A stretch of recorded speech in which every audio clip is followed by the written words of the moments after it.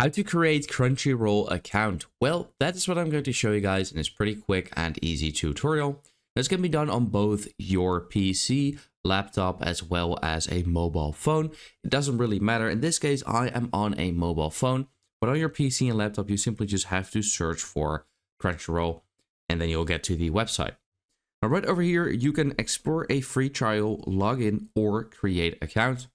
Now, you can actually, I believe you can actually use Crunchyroll for free as well, but you'll simply have ads. And if you have an actual subscription, you don't have to pay or you don't have to see the ads. Now, I'm going to click on create account. Now here we simply have to enter an email and password as well. And I'll just fill that in real quick. And then you can also sign up for the latest Crunchyroll info, offers, and news. But I'll just do not do that because I don't want to receive spam emails. And then I'll click on create account. So once again, they'll ask you if you want to subscribe or get a free trial. I'm going to skip that for now. And yeah, there you go. We now have an account. And yeah, that is kind of it. Now you can just basically watch anything you would like to.